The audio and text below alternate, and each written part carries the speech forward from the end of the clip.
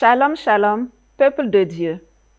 Le mois de février vient de s'écouler et nous avons été richement bénis par le thème « La prospérité des fils » tiré de Éphésiens 1, 11 qui dit « En lui, nous sommes aussi devenus héritiers, ayant été prédestinés suivant la résolution de celui qui opère toutes choses d'après le conseil de sa volonté. » Quand on parle de prospérité, elle n'est pas uniquement financière, mais elle a différents aspects. On peut prospérer dans la santé, dans la richesse. On peut prospérer également dans la joie, le bonheur, le succès, le mariage, etc. En effet, l'apôtre Jean disait à l'ancien Gaius, « Bien-aimé, je souhaite que tu prospères à tous égards et que tu sois en bonne santé. » Aussi, la prospérité a une source qui est Dieu. Notre Dieu est le Dieu de la prospérité.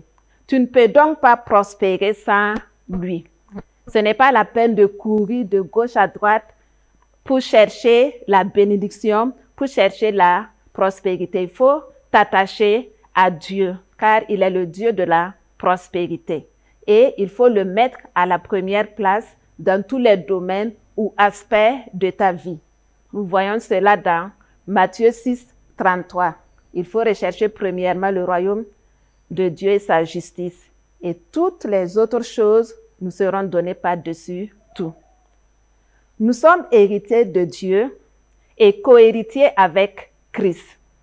La prospérité est notre héritage.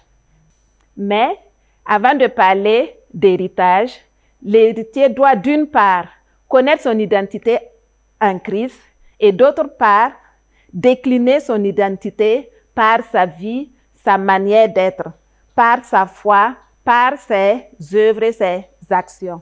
Car tel Christ est, tel nous sommes. Nous devons refléter Christ. Nous sommes à l'image de Christ et on appelle chrétien qui veut dire petit Christ. En Christ, nous avons l'autorité, le pouvoir, nous avons la santé, la richesse parce que Christ a pris notre pauvreté, il a pris nos malédictions, nos infimités, notre faiblesse, il a tout porté à la croix.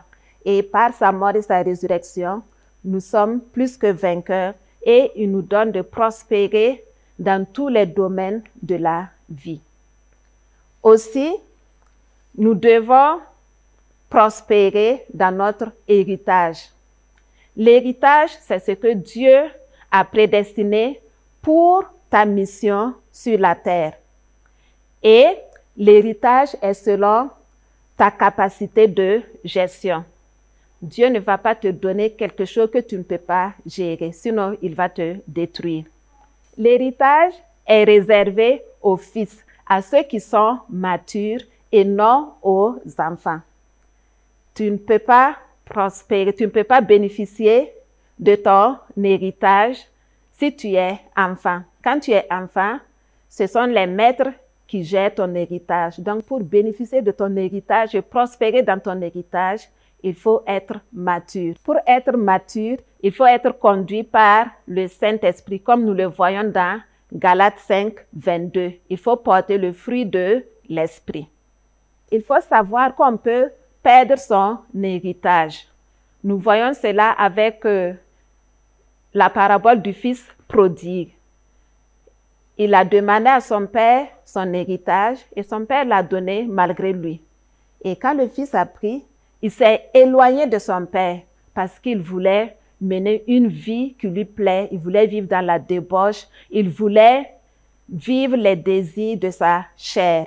Il s'est éloigné de son père. Et en s'éloignant de son père, il a dilapidé son héritage. Ça veut dire que ce fils n'était pas mature. Il n'a pas pu gérer son héritage. En s'éloignant de Dieu, on s'éloigne de notre héritage. On ne peut pas rentrer en possession de notre héritage. On peut s'éloigner de Dieu comment? Ce n'est pas seulement ne pas venir à l'église, mais on peut s'éloigner de Dieu en ne faisant pas sa volonté, en ne se laissant pas conduire par le Saint-Esprit. Et dans ce cas, nous n'allons pas pouvoir bénéficier de notre héritage, ni prospérer dans notre héritage. La bénédiction de Dieu est pour tous, mais la manifestation de cette bénédiction dépend de notre attitude. Nous sommes dans une alliance et cette alliance est composée d'amour, de fidélité et de respect. Dès lors que l'un de ces éléments n'est pas respecté, nous ne pouvons pas bénéficier de notre bénédiction. La place qu'on donne à Dieu dans notre cœur est celle qu'il nous donne sur cette terre. Nous devons donc mettre Dieu à la première place, s'attacher à lui et rechercher sa volonté. En plus des principes suscités, il est fort de constater qu'il y a la prospérité via les parents spirituels et biologiques. Nous voyons cela dans Éphésiens 6, 2. Il faut honorer ses parents, que ce soit ses parents spirituels ou biologiques. Nous avons clôturé le mois avec un culte de puissance et de feu, où nous avons été puissamment visités par la puissance de Dieu. Nous avons vu la gloire de Dieu se manifester au cours de ce culte et nous avons été richement bénis. Pour tous ceux qui ont été bénis à travers ce ministère, qui ont reçu des grâces particulières, vous pouvez nous contacter au numéro qui s'affiche au bas de l'écran pour donner votre témoignage. Soyez bénis, bon culte de dimanche et bon mois de mars. Que Dieu vous bénisse. Shalom. Il y a encore de l'espoir. Il y a encore de l'espoir. Il y a encore de l'espoir. Un témoignage arrive dans ta vie.